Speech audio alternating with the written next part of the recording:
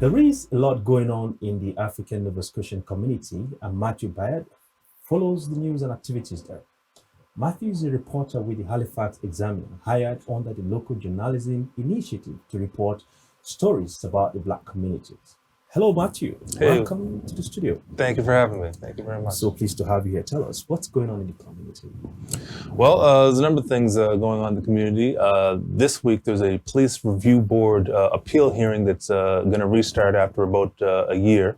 It was adjourned last year. This is a appeal into a complaint that was dismissed that was made by Kayla Borden. This is a Black lady from Dartmouth who, in the early morning hours, one night was pulled over, placed in handcuffs, arrested. She says that she wasn't read her rights, and they assumed that her vehicle was a vehicle that a police officer had been pursuing earlier that evening because he saw that they didn't have headlights or a license plate.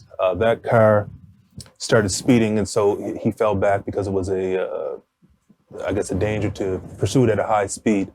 When another one of his colleagues spotted Borden, they assumed that this was the car that he was chasing. So I guess a number of police officers assisted in the pursuit of her car.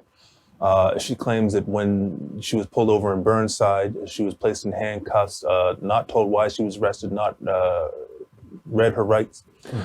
When that constable who initially saw her, Stuart McCauley, he testified last year that when he pulled up on the scene and saw that it wasn't the car, he radioed to the officers that it wasn't the right car. He took off. In any event, there was a few of the police officers who assisted in the pursuit who testified. Now, Borden's initial complaint, she says that she wanted it to be against the entire police department.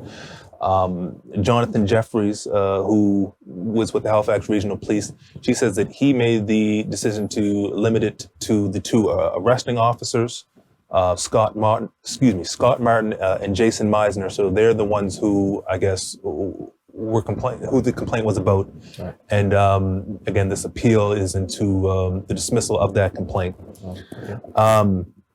Now, on the fourth day of the trial, which was in December, the Halifax Police Chief, Dan Kinsella, was expected to testify.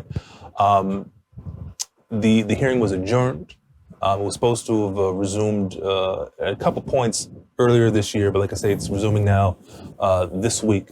Folks are watching this in the middle of the week. It would have already recommenced. So that's what's going on this week. Okay. Do we have other headlines that you think will be of interest to our viewers in this show?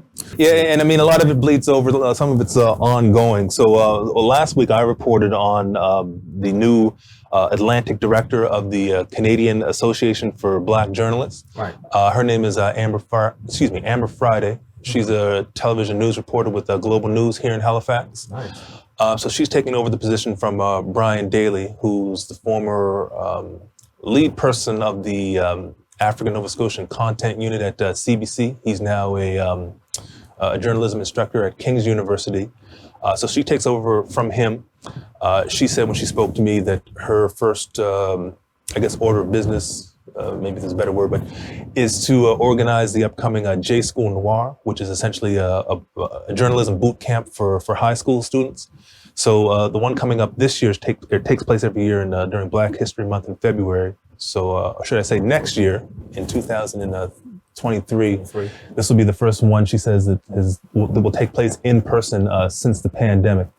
So I spoke to her about that and reported about that last week. I also reported last week about a meeting that took place in Cherrybrook, which is part of the Prestons. This was attended by about 25 people, and it was held on Zoom as well to talk about the possibility of a community land trust in the Prestons. So what is a community land trust? Well, I'm sure the meeting was held by the Halifax Public Library, so I think that's going to be re-uploaded to YouTube at some point if it hasn't already. I won't try to recap everything that was said, but they basically talked about what the community land trusts are, how they can provide, affordable housing for various Black communities in the province. There's currently two that exist. One is the Upper Hammonds Plains Community Land Trust, and one is the Down the Marsh Community Land Trust Initiative in Truro, Nova Scotia. So Lynn Jones, who founded and is the chair of the Community Land Trust Initiative in Truro, Down the Marsh, she spoke at the meeting last week, as did Curtis Wiley, who is either the founder or one of the co-founders of the Hammonds Plains Land Trust Initiative. Carolyn Wright and Danielle Jackson from Beachville, they also spoke at the meeting and talked about a lot of the ways in which the Black community of Beachville has reacquired land that the community lost over time due to taxes and things of that nature. And so really it was just almost like a brainstorming of an info session around what community land trusts are, how they work, and just to get people thinking about them as a means to keep the community of various communities intact, and to how to go about getting some affordable housing in the Black communities. It's very interesting that you raised that part, and because housing has continued to be front burner news recently, and I was wondering, do you think the government is doing enough when it comes to housing for the community? Again, taking into consideration what has happened in the 2020 case of George Floyd, Black Lives Matter, and what is going on around there? Is government responding to those demands, and what are you seeing? Well, I'm not sure if everyone would connect those two sorts of things, the George Floyd with the housing crisis in the province, in terms of how it specifically relates to Black people. Maybe they are. I don't know that there's been a lot of headlines around that.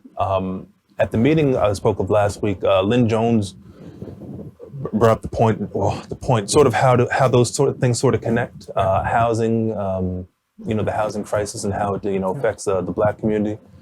Before we went on air, you and I were talking, and I used the analogy that the rapper Killer Mike used when he said, issues tend to, when it comes to the Black community, any major issue tends to affect us first and affect us worse.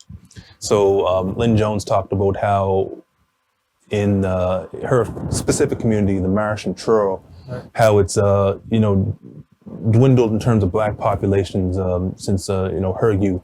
Right now, she says there's only two families of seniors in the community. And she said, she used the term ills, I believe. She said, a lot of the ills that exist within the Black community who've, since, dispersed out into, other physical communities, how a lot of the, ills and issues we face didn't exist when we were, all together, physically, like in the same sort of community. In the Marsh, she talks about how, folks moved away in terms of flooding and their houses being damaged due to flooding and not being able to, afford repairs, and, the houses aging in addition to that. And also there was a news about the African Heritage Celebration at the New Glasgow theater. Is that something that it's worth mentioning? Well, I don't think that it was a heritage celebration. I think it was the official opening of one of the three new regional offices that the Office of African Nova Scotian Affairs is announced that they're going to open. So that one was opened on Saturday in New Glasgow, and that regional office is said to will be serving the areas of Pictou, Antigonish, and Guysborough. Okay. Matthew, I think that's a very good place to leave it. Thank you so much for coming to the studio and giving us updates. Thank you for having me. Please keep in mind that we will call you back again to give us more updates on activities going on in the community. Whenever you like. Right. Don't forget to subscribe to this channel and hit the notification bell. I am Promise Okoy, and I will see you soon.